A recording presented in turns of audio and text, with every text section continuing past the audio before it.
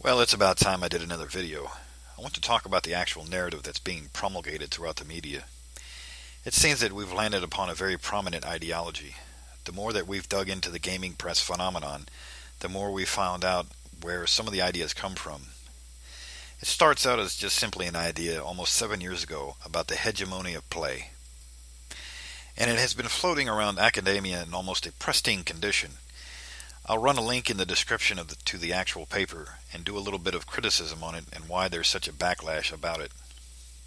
So let's start. We have Janine Fron, Tracy Fullerton, Jacqueline Ford Morey, and Celia Pierce as the authors for a paper that makes no excuses for what it is. They plainly say within their abstract that they want to advocate their opinion. Hegemony is a word that is essentially the Marxist form of a conspiratorial control or power elite. There's a thinking within Marxists that capitalism provides a narrow viewpoint on what's right and wrong. But capitalism in and of itself often only deals with economics and relationships between capital and labor, so that moral judgments usually are forged by religion or basic folk traditions. It's fascinating talking to the social justice warriors that apparently Karl Marx has just not left enough. Plenty of them have said that he's outmoded, or that he never talked about culture or gender issues.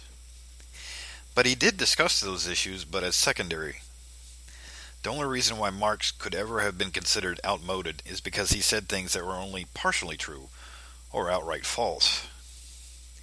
Just because time passes does not mean that something true becomes magically false. For example, the equation 1 plus 1 equals 2 is going to be true 1,000 years from now.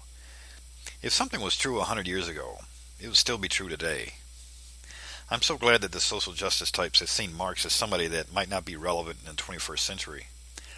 Unfortunately, they've invented neo-Marxism, taking the literary criticism of the Marxist and adapting it in a cultural and genderized manner. If his thinking is outmoded, then why would you borrow from it? They actually say that there's a power elite in the gaming industry that is predominantly white and secondarily Asian, with the implication being that there's a matter of control in an immoral manner. The paper quotes, "This hegemonic elite determines which technologies will be deployed and which will not, which games will be made, and by which designers." Yes, it's all a conspiracy. They even go about trying to implicate video games as alienating minority players. What's fascinating is that they even list 3 games that debunk this idea on their first page. They go on to say, "We are calling for the game studios community to critique rather than adopt and perpetuate the rhetoric of the hegemony of play." What a fascinating statement. So this is not really an academic paper, but a call to action. As we go through to page 2, we see, "Our argument here, necessarily brief, will introduce the basic areas of production process, the folk traditions, the cultural positioning of games and gamers." Well, at least they're honest in saying that this paper is an argument and not actual research. The only actual survey quoted within this paper is a 2005 survey on the internet done by the International Game Developers Association. When I went to look at the survey, I found something very surprising. Actual statistical research features a discussion about the approach and methodology. Several caveats were mentioned at the beginning of this survey. One, the survey was self-selective. Thus, it didn't have a 100% showing of all game developers. And the second caveat was that it had a North American bias. It's been fascinating to know that the idea that game developers are all white and male can be so easily debunked. For some reason, our feminists have never heard of Nintendo, Namco, Konami, and other Asian publishers.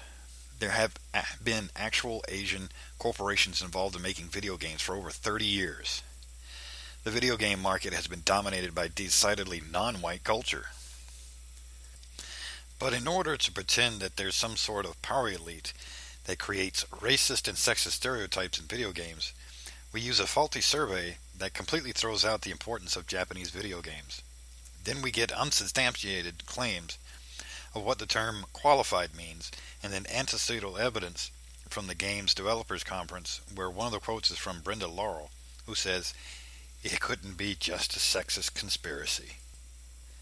This unsubstantiated complaint of the hegemony pretends that minority players, whoever they may be, are not being catered to by the somehow all-white game developers.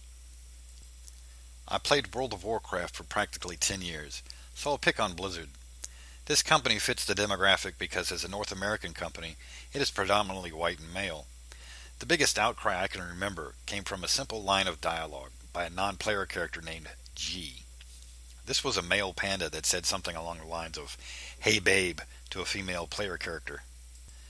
If the great sexist conspiracy existed, this line of dialogue would have continued. But Blizzard was bombarded with comments asking for the removal of that dialogue. And eventually the dialogue was removed. This was during the beta testing of Mists of Pandaria. Beta testing allows for players to see the game before it's finally released and make their feedback heard. Even when a game is released, video game companies still have feedback and adapt accordingly in patches. I understand this academic paper is very dated, that even at the time it was published, the concept of patches and community forums was still available for them. The idea that no one outside the demographic of white male has any kind of influence on video games is completely absurd. Even your stereotypical company of Blizzard accepts feedback from those that are not of the demographic, therefore it's really no hegemony. What's fascinating is to know that World of Warcraft exploded in popularity at about the time this paper was published, but shows no real research into video games as an industry. Just that by the time this paper brings up Nintendo is to laud them in their attempt to diversify the video game market, as if they hadn't been doing that before. The idea of a gamer is an unsubstantiated stereotype. It's funny that even within this paper they prove beyond a shadow of a doubt that the stereotype didn't even exist when they wrote the paper. They actually mention a survey showing 38% of the game players as being women. This ultimately is the problem with feminist criticism of video games, and especially the criticism of gamers. Why would you maintain the stereotype within your own mind when you've just disproved it? What's the point of attacking a straw man? That's basically what Gamergate is about. It's people who have already formulated in their own mind and opinion that they're going to stop the sexism of gamers, yet having no reason at all to believe that such a gamer even exists. It's like hunting for the Loch Ness Monster while saying that it's evil and we must destroy it. You have no survey justifying your stereotype. So the narrative goes like this. Apparently all video game developers are white and male, which is demonstratively false. And all the gamers are white and male, which is also demonstratively false. Thus, we must enter into video games and crush the great hegemony of racism and sexism. It's just great. When reading the paper, it seems that they have thoroughly believed that it isn't them that believe the stereotype, but the developers. One, you disprove that stereotype already within your paper. Two, you finally show Nintendo targeting a larger demographic. And finally, with Nintendo's marketing, you debunk the need for your own advocacy. This paper should have died years ago in the mountain of crap from the DIGRA conference. So why criticize a 7-year-old paper with inaccurate data from 9 years ago? Well, fast forward to 2014, and you see the same narrative raised from the dead. Dan Golding's Tumblr blog features the same narrative, but now with fresh implications of online harassment. He quotes, "It's important to note that this hate campaign took the guise of a crusade against corruption and bias in the games industry, with particular emphasis on the relationships between independent game developers and the press. Because apparently no one sane should resist this righteous advocacy." Then he goes on to recreate the stereotype within his own mind. Apparently video games have never been diverse or even multiple genres, but that video games as a culture was inward-looking to the point of creating an echo chamber. This is basically the hegemony of play now in Tumblr form.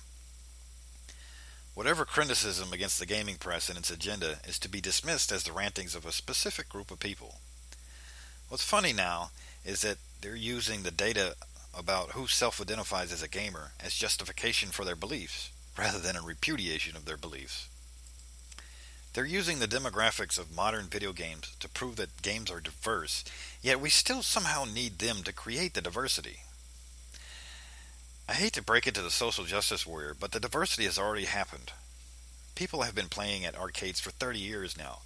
Blacks, whites, Hispanics, everybody's been playing video games for 3 decades. This is not a new phenomenon. Apparently, my personal experience of soldiers from across the world in the United States Army playing Tekken and GoldenEye in the barracks never happened.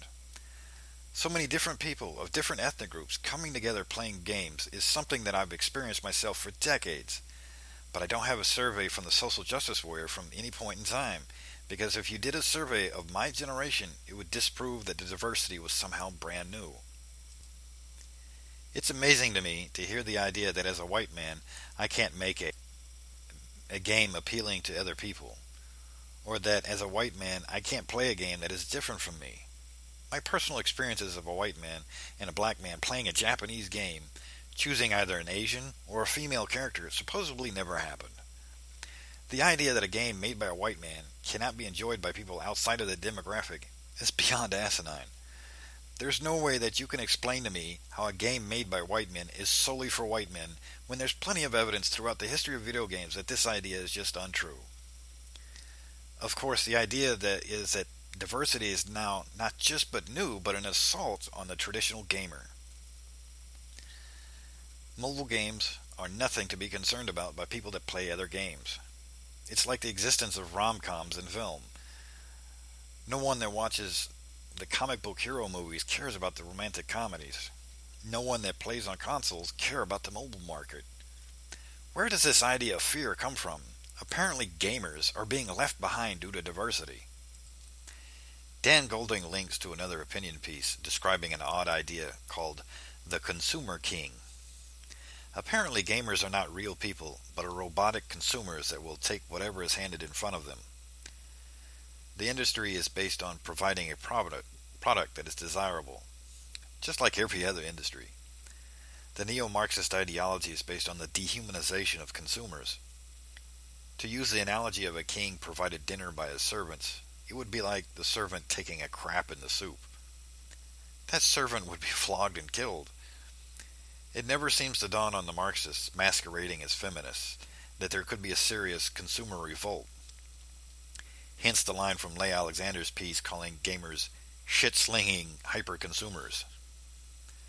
What's worse about this line of thinking is how it has been parroted. Dan Golding's opinion is linked to as evidence by a few of the dozen or so articles written by the gaming press declaring gamers are dead. It seems that the SJWs feel that the games shouldn't target a mysterious demographic of racists and sexists, and that only they can change the industry for better. Golding goes on to saying that the gamer should be afraid. They have astutely and correctly identified what is going on here. Their toys are being taken away, and their treehouses are being boarded up. Video games now live in the world, and there's no going back. Well, at least you admit in a roundabout way that you advocate censorship of games that you find disagreeable. But to call the human beings that you disagree with myopic is infuriating. How much narcissism is needed to accuse everyone that's different from you of intolerant short-sightedness? That anybody that gets in our way is to be classified as an MRA or a far-right-wing nutjob. The social justice buzzwords such as sexist or misogynist or ableist are to be thrown around to smear any resistance, to shut down any criticism, and dismiss any opposing viewpoint. Accuse everyone that disagrees with the narrative as harassers. Even when the SJWs actually do harassment, it should never be reported. I hope by now gamers are not a stereotype that is afraid of diversity. We are more powerful than you, as our money actually talks.